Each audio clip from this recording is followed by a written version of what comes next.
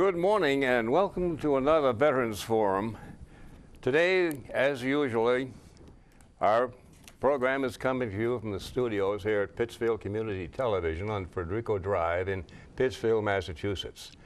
For those of you who do not know, maybe this is your first time tuning in, and we welcome you. This is a program, it's a special outreach program done by the members of the studio right here in conjunction with the Library of Congress and their National Veterans History Project. We invite any and all veterans, male or female, who served in any branch in any of the wars, if they can and will, come here, do a televised, recorded interview of their memories. That'll be filed as a permanent part of the database in the Library of Congress overall program. You'll get a copy of it for your own use, but more important, it'll give everybody a chance to appreciate what you did.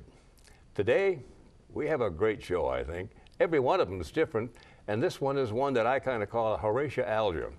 To wit, the man that I'll introduce real soon, Darold, started off as an enlisted man and ended up commissioned lieutenant commander in the Navy. Let's go to him and see what we can do, listen to his story, and enjoy it, please. Darold? Good morning, as they say. Would you introduce yourself, full name, and spell your last name, and tell us where you are now living, please? Darold Greene, G-R-E-E-N-E. I live here in Pittsfield, Leona Drive, and retired, sitting back, doing nothing. Just enjoying the fat life. Right. Okay, what was your branch of service? We know that. And your service dates, please. I started out in ROTC unit in the early 60s and went to 84 here in the Berkshires. Wow. All the time in submarine or submarine-related duties? That's correct. Okay. Yep. So you've been underwater more than you've been on the water? I think it's probably less under. Those are short and quick, no longer than 90-day patrols. So, okay. Well, you can claim that to a lot of people, Yeah. but you can't prove it. I know, but we've heard that story. Now, let's go back and, if you will, build a little history of who you are, what you are, where you started, and so forth. For example, where were you born, and what was your family like before you went into the service, as far as school, high school, special sports, or odd jobs, and so on?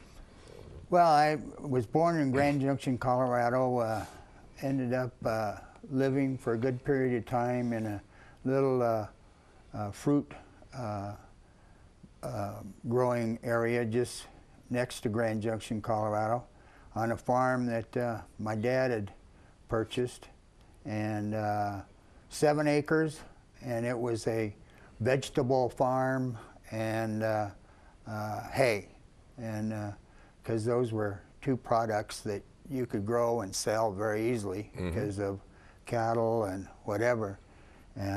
Grand Junction's in the western Colorado on the Utah border, and it is a big fruit growing country and still is today. It used to be that they grew peaches, and the only people that they were competing with were Georgia peaches. Yeah. And now they're one of the communities that have started and went into grapes. Oh. Get that wine. Yeah. So it's grown since I was there. Grew up, I had 2 sisters younger than I am, and we were 2 and 4 years apart, and in the middle 50s, while we were working really hard, there was a uranium boom going on in western Colorado and Utah, and since Dad knew that I didn't like milking cows twice a day, especially coming home after a sporting event and just being pooped, and still had cows to milk. But anyhow, my dad first off bought a small motel and built trailer parks on the back to get into some of that uranium money. And So there was gold and uranium. there was definitely gold and uranium, and then after that, he about a year, I helped him put in a trailer park out behind so he could get some of the trailer people, and so that was the young part of all the way up through high school, and still there when I went to junior college for a couple years, still trying to figure out what I wanted to do. And I had an uncle that gave me an idea. He says, you know, the Air Force Academy is opening up here, and you already got 2 years. You could probably go to the Air Force Academy and get a degree in a hurry and be the first one and graduate from the academy, all that stuff. So that was a thought. And I was tasked to probably, they said I ought to do a half a dozen. I don't think I did but 4, but they wanted me to take the Air Force Academy's test, acceptance test was going to be last. So they had me take some more as practice, because I hadn't taken a big entrance exam like that before. So that was interesting. You come out of those tests with this big cavity in your head, and I think I got dumber as the summer went on. But anyhow, end up, I did not pass the Air Force Academies. I passed ROTC one and the Coast Guard and the one over here, the West Point. Oh, and that one over here, huh? my uncle that was in the Navy at the time said, you know, you probably wouldn't be a good academy guy anyway, so you got to go to ROTC. So I signed up for ROTC and tried to finish up fast, and took too big of a caseload. And so I got to go to boot camp and really work. Okay. Now, from when we talked before, there were several members of your family and your dad's side and so on that had been in the service. Can you give us a quick rundown of some of them? They have cued you in. My dad had 3 brothers that were in the service. The oldest one went to the Naval Academy, and another one was just in the Navy for a few years. He was a mailman on a train, mail sorter on a train, and went in for a couple of years, and they said, get thee back and continue to your mail work. And then his youngest brother went into the Army in the air branch, and was in as a career guy also, and went up, and when they made the Air Force. And so he was retired as a flag officer in the Air Force. Good. So convincing me to go into whatever, I didn't have any reason against me going into the Navy. I thought I was pretty sure there wasn't cows to milk on ships. So let's hope so. That's why I ended up. My father's dad, my grandfather, did a tour in the Cuba in the Spanish-American War, and he, when he got out, became the mayor of Council Bluffs, Iowa, and which is where my dad came from, and they settled in Grand Junction. Good. So, when you entered, it was in February 1960, boot camp. What was your impressions? Was there much of a change from what you had envisioned versus what you actually had to live through to get accustomed to, and so on? No, I think it was pretty straightforward. If you watched enough movies, and when I was in the ROTC unit, you know, we saw movies. That's how they kept you busy during, you know, cadet time. And so you got to see all of those type of things. So you knew it was going to be only one boss in a group, and you learned how to say yes or no, or yes sir or no sir. So I think boot camp, the hardest part I had of boot camp is the last 2 weeks. I came down with some kind of a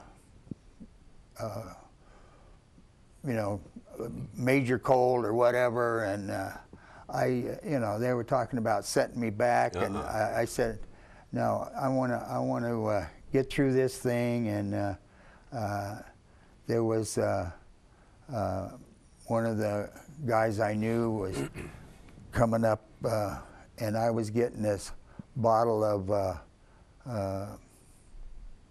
alcohol that we used to use to, kill some kinds of germs and whatever. But anyhow, that kept my voice from cracking, and I was able to bring the troops on through and and made it through the graduation. I was about 3 days before the graduation I got well, but up until that time, boy, every time we marched I had perspiration running all over me. It was so. Anyhow, that's when I knew I could make it. Good enough.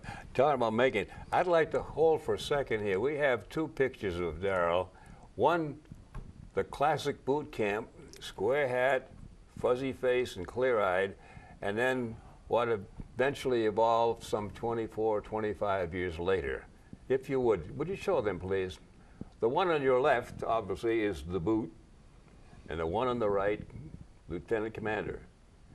To me, that's almost a Horatio Alger story, from EM to flag rate. We've got some good stuff to show right now. Now, when you left boot camp, did you have any idea that you were going to ultimately be in the submarine service, or did you wander through things trying to find yourself? I was, the program that I signed up for was a nuclear power program, because there was extra money there. And and the thought of going on an aircraft carrier, which was the other choice at the time, I just thought, sounded like submarines were pretty good. More gooder, huh? A macho thing to do. So when I got out, out of boot camp, they sent me to radar school for submarines. Oh. So that was the only thing up until that point. It was that. And then after I went to the radar electronics school, then they sent me to the submarine school, and they wanted to get you qualified in submarines and to really check you out if you were going to be the metal to do the job. And so from sub school, I went to the cobbler for long enough to qualify. Huh? And it was one of those things that you have so much qualifying you can do in port, and then there's some that you got to be underway, making the ship go up and down and all of that kind of stuff. So I was put on the seaman gang, and then the rest of the gangs picked on me and used me in their area for. What do you mean by the seaman gang? A lot of us have no idea what that is in your Navy. The seaman gang is the people that keep the topside structure painted and pretty and. Oh, the chippers. Yeah, all of that stuff. They came out with the wire chippers when I was there. That made it much easier, because I remember when I first started, it was wire brush and a tap hammer, and so they came out with a pneumatic metal fingers that took it off. But anyhow, that was my home. And then when we submerged, I was in the sonar gang, one patrol, and one trip, and then I'd be in one of the other gangs, and then you finally get to mess cooking, in there. Well, Something. you have to. I mean, you got to pay your dues. That's right. Now, one of the things I was asked you before, when you were in sub school, is at Groton you were? Right. Okay. The thing that really gives me goosebumps is your escape programming, how you had to qualify. Can you give us a run through that? Because I don't think a lot of people really appreciate that and the different kinds of equipment you had to do. Well, I'm sure I was a late bloomer because they started out with what was called a Munson lung. And the Munson lung was, you were supposed to breathe your air, you know, and that didn't work as well as they thought it would. But if you weren't too far down, you got to the surface and could make it. But when I was going through, they'd come out with the Stanky Hood, and the Stanky Hood was a real odd-looking life jacket that had a clear hood over the front of it so you could see out.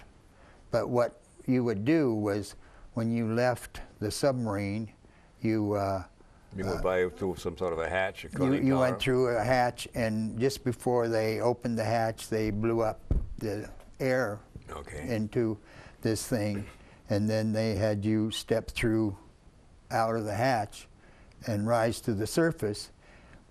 And the going thing was, back then, was ho, ho, ho. You said that all the way to the surface. Or just to expel. So that you made air go out of your body because you didn't want to have any air caught up in your lungs or anywhere, because those little bubbles just get bigger. I mean, if you had a bit deep enough tub, you've seen water come out of a straw and it starts little bitty, and by the time it gets to the top, it's a big bubble.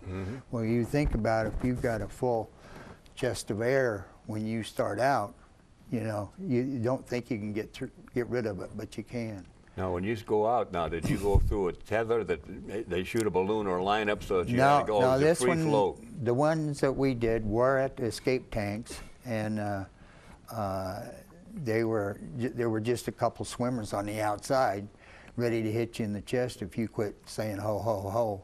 And if, you know, there was a couple other guys that they were watching people that looked like they were trying to space out, having a problem, you know, getting air out of their system. So, but it's one that once you do it the first time, the second time it's a piece of cake, and you know, and I got to do it at a time later when I was commissioned. We got to go through it again because they had made some changes, and so I got to go from a deeper depth, and that What was your max depth? Anything down 100, no, 150? the tower I think was only 100 feet high, but they let us go down to 75. Okay. You know, there was no need of getting anybody in trouble, but it just allowed the wardroom to get more confidence for the rest of the kids. You know, because there's some people, even after they do it, you know, just say, I hope we never have to do it. You know, they're just scared to death. But it's one of those things that you can get them out, and even if you've got a problem guy, you know, you can help them get to the surface by grabbing their hooks. Here, just pull them right up, And another guy goes along and keeps hitting them in the chest. Now, is there, I call it a bobbing effect, that you shoot straight up, or you try to control your rising that you got to get quick to the as top. you can. You got to get up there, and you're not going to bob out of the water that much because it's the air is not as much, you know, as I say, it's leaving out of the. So you would go up no different than if you bobbed to the surface, you know, with a balloon. You know, it's you're not going to scream up into the air and fall back down. Okay. All right. I just wanted to check that out because that's some of the things you never read about, hear about. Okay. Now, you said you were assigned then to qualify. Can you give us an idea what it took you to qualify as a submariner? Well, where and when? I did it on the cobbler, and what you do is you have to learn all of the duties of the operational spaces on the ship. In other words, stem to stern?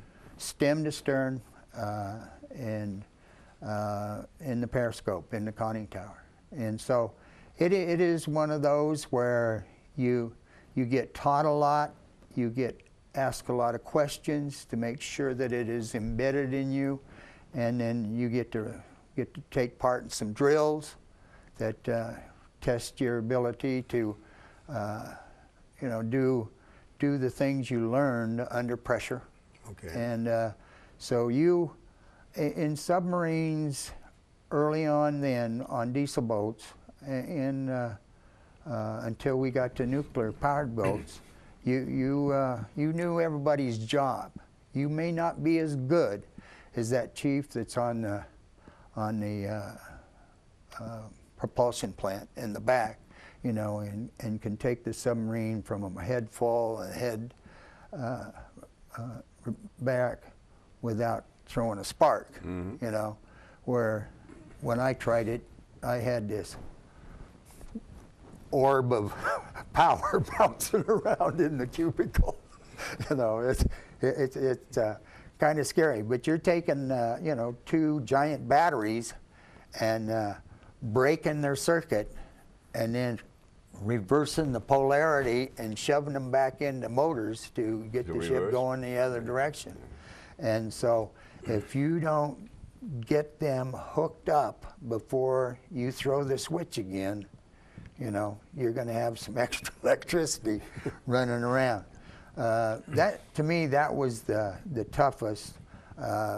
Starting a diesel engine by yourself, starting one on the surface as opposed to submerged, those were two things. Being able to snorkel, and those things were, and of course then you had to know how to fire a torpedo and, clean it out and put a new one in, unless you were really at war, and then you looked in there and said, there's nothing in there, and put a new one in. But so you learned all of that. You learned how to figure angles on the bow through a periscope, which is tough because you're not seeing all of that ship that's a target out there.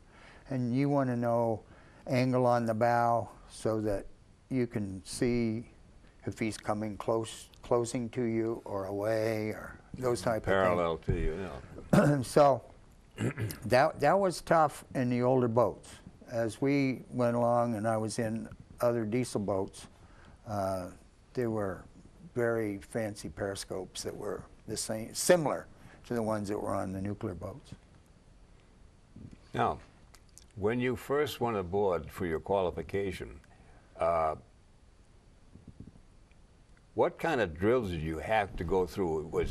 They start teaching you at the beginning and saying, these are the compartments, these are things you must learn, and then at the end you had a graduation ceremony where they gave you the con, you took the boat up, put the boat down?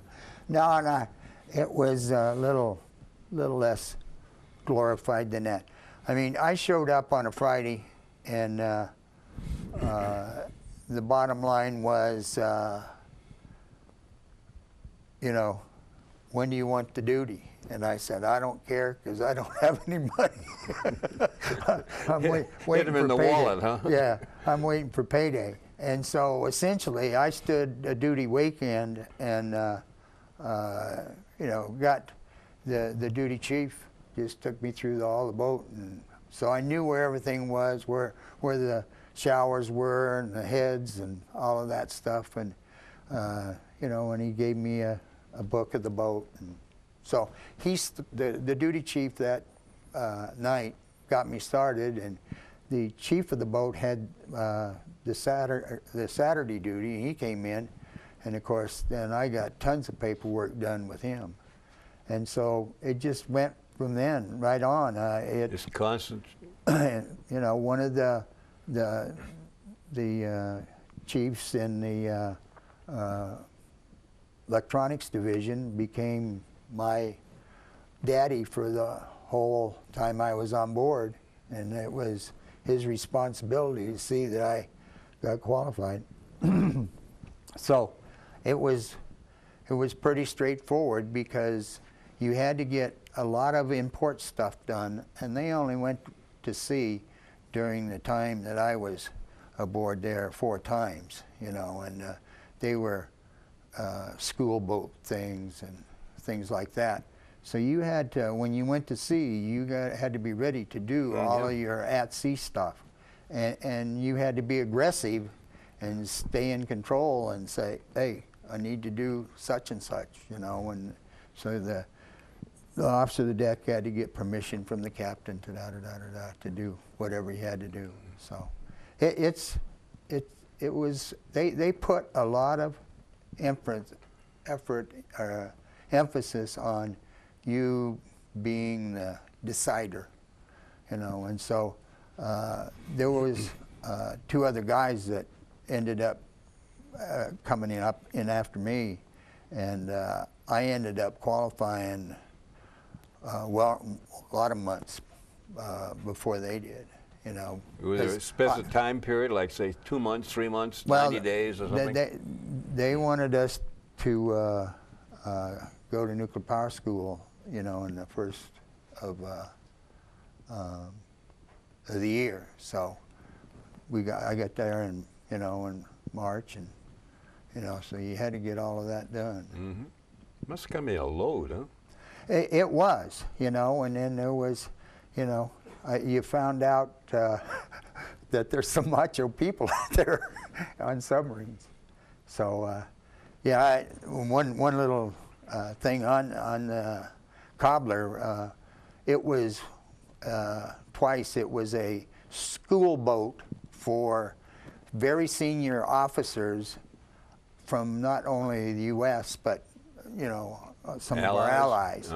And so they would come and get to ride and see how the submarine, the U.S. submarines ran. And this one time that they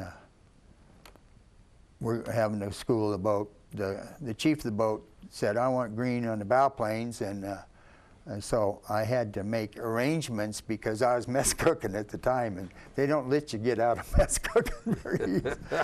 But anyhow, so the first dive, I was the bow planesman, so I was the one that got down first from the bridge when they rug diving line, you know, and so I had to rig out the bow planes, and that's why, you know, I was up forward in the little group of people, and then, you know, there was a stern planesman came down, and then the.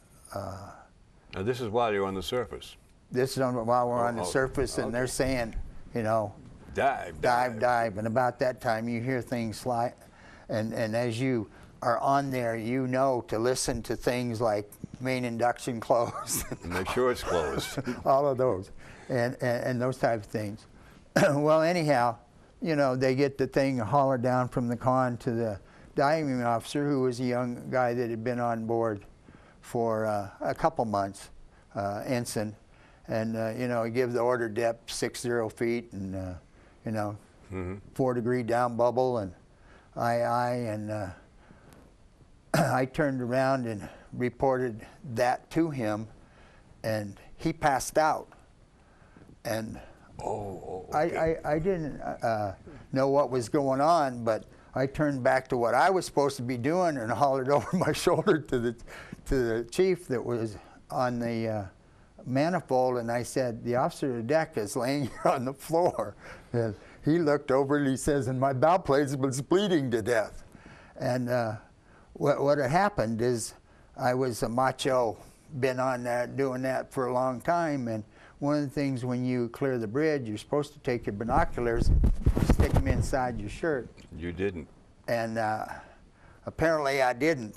And what happens is when you go down the ladder, the binoculars catch on the ring, and then the next thing that it catches is your eye, and it just rolled up underneath. You can still see the stitches. Yeah, you bleed like a pig. And so it took a while for because I wasn't, I mean, once it poofed a little blood, you know, when they gave me a thing to put over my forehead, you know, they finally got somebody to come out to replace me, and then the corpsman chief is rubbing his hands saying, I get to sew somebody up. Did he? On the spot? Well, no, he went back to his little space, and of course the XO went back with him, and he says, I bet you can use them sticky butterfly things on it. And he said, oh, XO, I want to sew. So anyhow, that was kind of a shock to a bunch of senior officers there. That wasn't planned. That wasn't planned, but I did the rest of the day Okay. of the ups and downs, because they rotated. They were in different compartments and whatever. They were just, you were monitoring the, they weren't They were running the just ship. monitoring. They weren't Okay. doing anything else but just standing there, and the XO was a tour guide, and I think the navigator was a tour guide for another group. But anyhow, that was my cobbler claim to fame. Yeah. Now, when you finally qualified and you went back to OCS to become a submarine officer? No, I went to nuclear power school.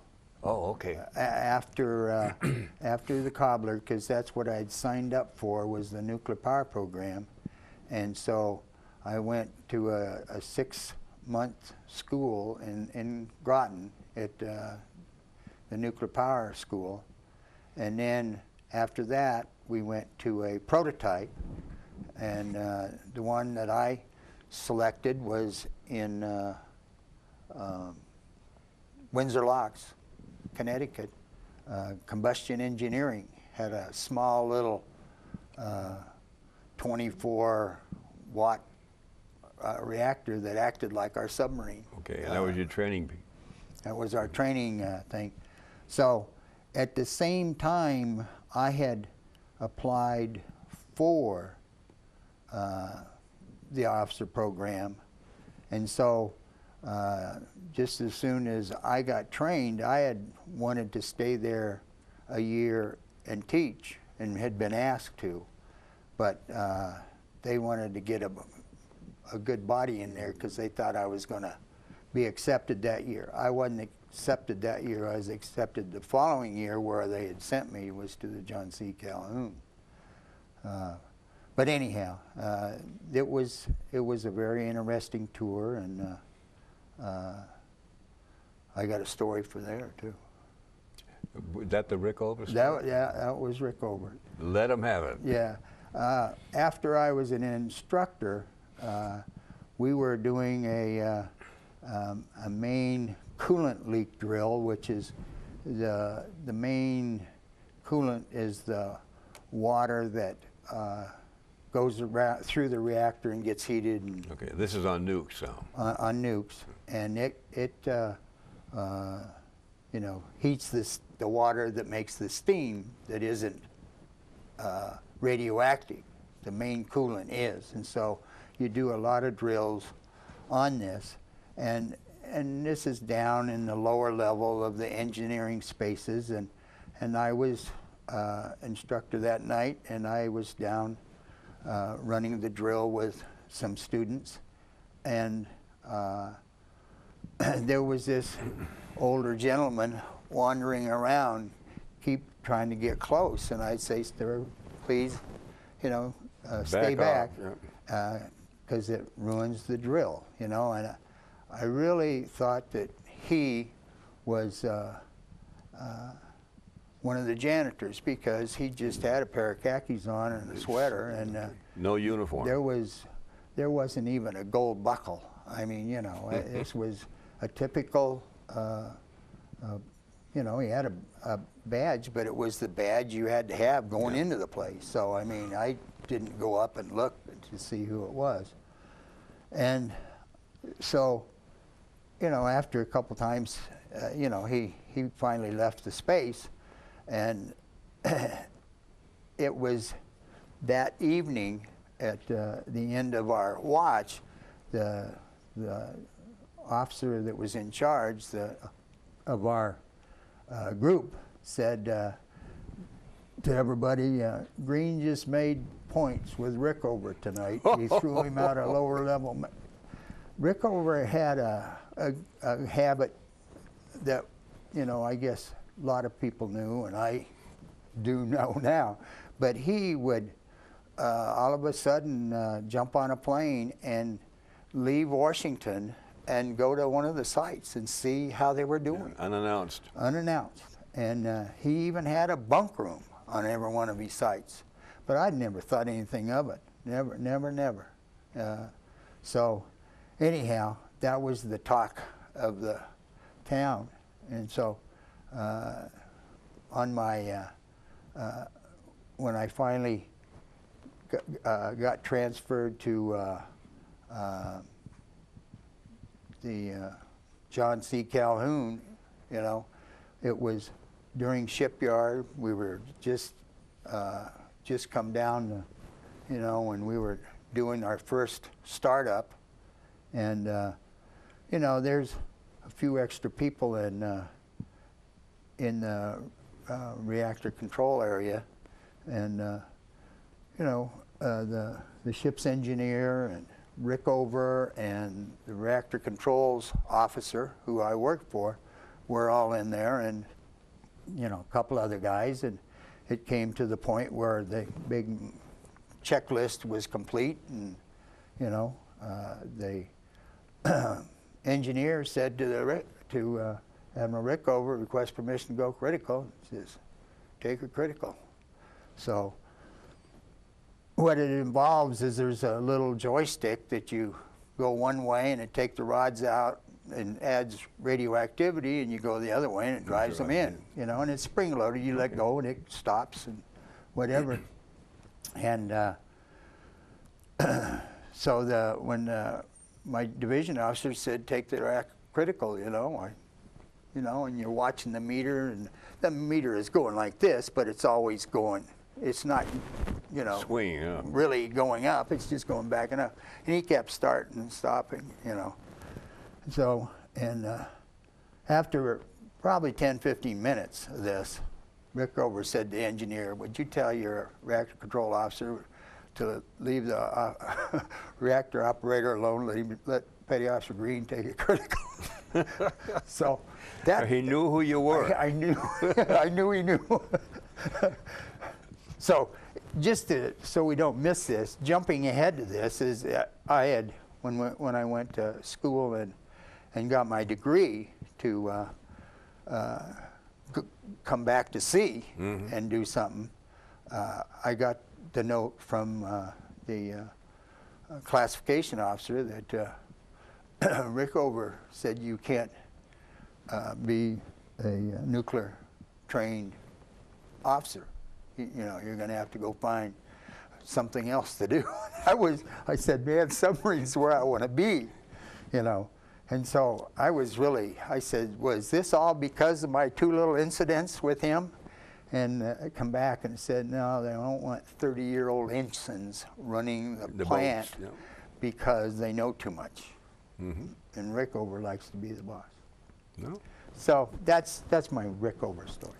Okay. Now, when you had some, I guess you'd list them as deterrent cruises or patrols where you were ghosting back and forth in the Atlantic. Well, take us on one of them, will you? Tell them what it's all about. And well, in the FBM, the deterrent patrol thing, lack of noise is good, and so you do not drop a wrench. You know, if you drop it, it better be on your bunk bed. Yeah, or your foot. And so what it amounts to is any abnormal sound gets recorded and listened to. And we were in the Mediterranean, and there was these things that sounded like a good rain squall in the ocean. I mean, if you had heard one, you say, okay, this is a pretty good one, but boy, is it moving fast.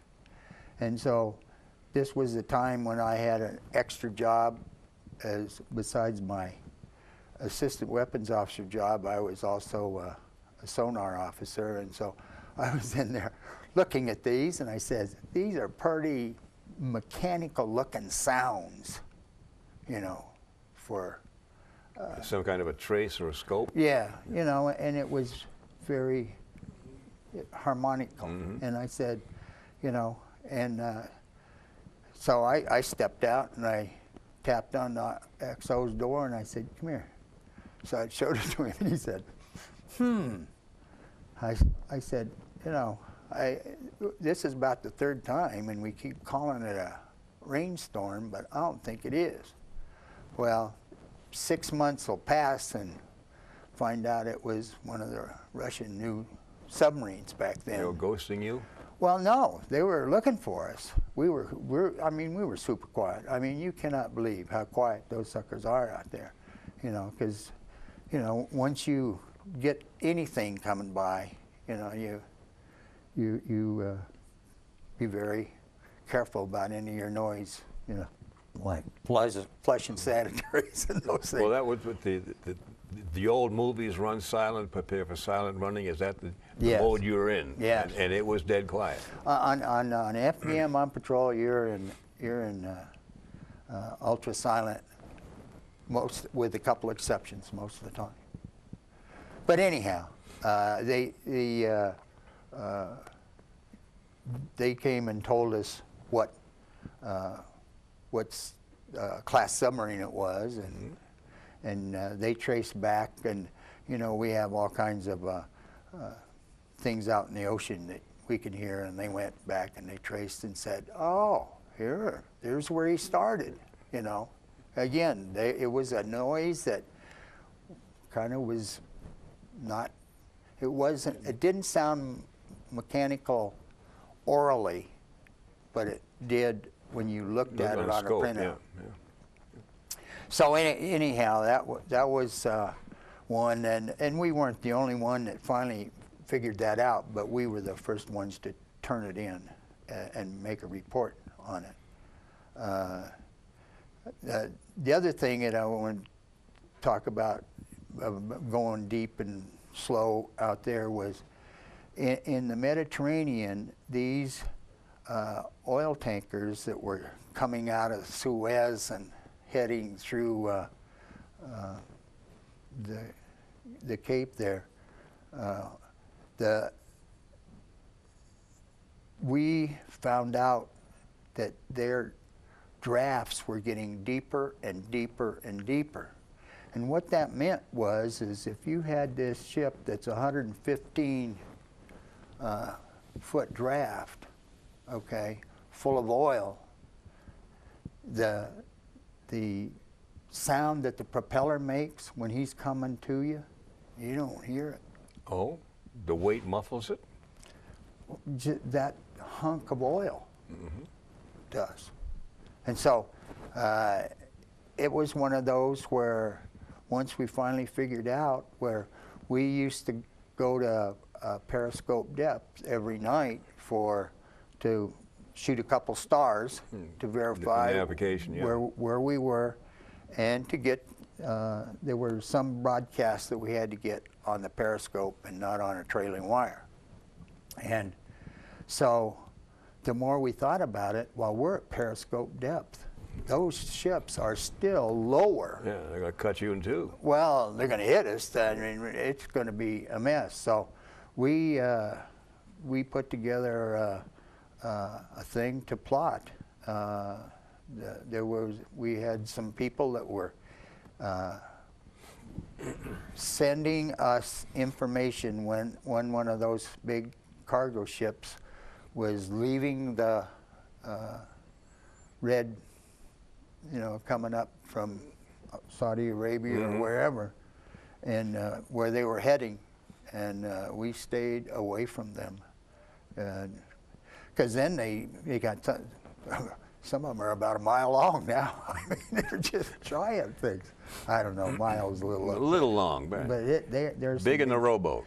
So that amount of fuel in those little tanks, you know, just suck, you know, and so given that, the empty ones going back scared you too, because you could hear them, but you didn't know when they were past because they were so big, because they weren't as low in the water going back. They had water ballast because it helps them go a better speed than bouncing around. And so if you went up to periscope depth, you had to have the quartermaster of the watch guess what it was going to be, a dark night, sunny night, or moon night, you know, bright night. And so you'd go up and do a quick scan, and you know, all of a sudden you see stars, and then you don't see stars, and you know it's emergency deep, and you get back out of there, and that all of a sudden, you know, here's one that got in a different area that you could not see the horizon. Okay, so that was blacking you out. Oh yeah, they just, and so, you know, where you were this hot jockey on watch, all of a sudden it was pucker time now. And, you know, and that was, you know, and then we started, when we went to the Pacific, you know, there wasn't that many of those big things, and we knew what routes they were on, but you didn't know what was going through the mid. Yeah. Talking about the Pacific, give us a story when you're down there off Guam. We're not running out of time, but I want to make sure these things get on record. Yeah. Well, one of the things that you do was fire torpedoes, exercise torpedoes, and I was weapons officer at the time, and one of the torpedoes that we had fired didn't bop to the surface like it did, and of course the captain says to the weapons officer, "Get thee up on," you know, find thy fish, and find your fish, and you know, of course I got up there, and the navigator was on the bridge, and he says, "I stand relief," since he was senior watch officer, he was going to do. So we were up there with a couple extra lookouts looking where, and we had people down inside that were trying to figure out where the torpedo went, and you know, and so we were up there, and it was maybe 2 o'clock in the afternoon, and so we were going back and forth, and you're on the surface now. On the surface, and you know, it was a swelling ocean, wasn't a rough ocean, just a swelling ocean. So what amount in swelling ocean, you really got to watch on one line, because a bobbing thing takes a while to come back up when you're a couple miles away. So anyhow, all of a sudden, you know, I saw this glint, and so I stayed on that line and couldn't see it, and told one of the lookouts, I said, "Would you keep an eye on this?" And you know, and so I called down and I said, you know, I saw a glint. Could have been just flashing light or an old guy, but you know. And so they looked at that and said, "Well, it's not really on the line that we thought, but the torpedo could have took off another direction." And anyhow, so we kept looking around, and finally the periscope watch says, "You're right, we got something out there." Says it is not a torpedo, it's a bright light.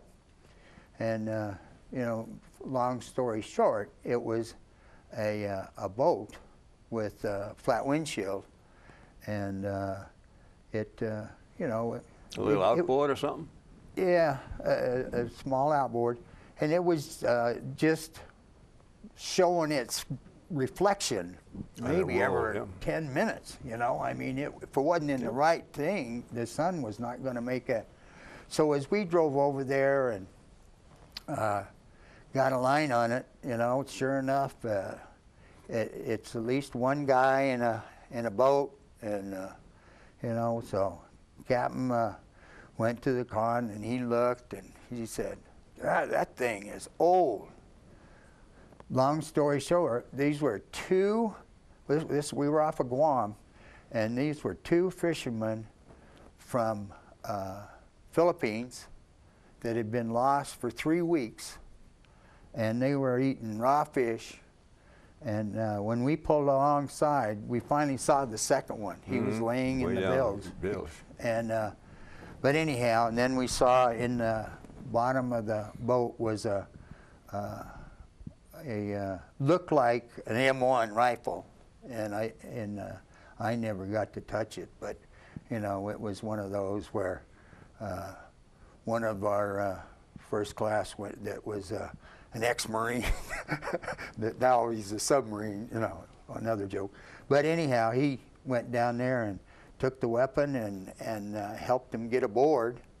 And then we talked back and forth with the tender back in Guam. What do we do with the boat? You know, I mean, it was, you know, still a boat, you know, the standard number of leaks that a boat's got, and they had a thing to do it. But anyhow, you know, we took them down and fed them rice and fish, and you know, of course, our fish was shrimp, clams, and whatever. So the corpsman on board wouldn't let them have too much at a time. You'd chuck it up. Yeah. So anyhow, that was one of those things that was okay, and the captain says, "You found your torpedo yet?" I mean, no, but we got this. Yeah. So we tied the boat to the back of the you know, missile deck, but as we went into port, it got so rough that it was filling up with water and Did you sink it? breaking the things. So we had somebody draw a picture to these guys and said, you know, boat's going to sink, and they did. You know, okay. But so anyhow, didn't think anything much about that, and you know, later we got one of those humanitarian awards for saving a couple guys' lives. Rather than torpedoes. And that's what the captain said when he pinned it on me. He says, "For crying out loud, you got to still go back and get that torpedo." we never did find it. This would be a good chance. We got about 4 or 5 minutes left. I'd like to, if you will, have you run through your little board here. Jeff on the camera can come in and show them your humanitarian award plus all your other citations, if you will. Well, you're the boss. The bottom, the humanitarian award was there. It was 2. I got a star for another thing at the end of the Vietnam War. Guam, I was there as a squadron weapons officer at the time, and they were bringing refugees in, and we put up fences, you know, big tall fences, and so we got a humanitarian for saving 30,000 Vietnamese, and those guys had gold foil in their pocket too. They weren't poor. Good conduct. That's for enlisted time of not getting caught. This is the Battle Efficiency E. This is a Meritorious Service Award. That's just because they couldn't find anything else to give me when I retired. give you that torpedo if you found it. The Navy Expeditionary Medal, one of those was for the Battle Efficiency E that we got. So I got 2 awards the same day for that one. And then the other award was where we were in one of my earlier old boats. We had decided to build our own casualty procedures for the launcher compartment because they had already started doing it for the newer boats and said that they weren't going to get back to ours, but we were going to be out there another 2.5 years. So one of the chiefs and I stole a copy of the ones that were out there to see what they were doing, and we put together a set. You stole or adapted? We adapted it, and the world liked it.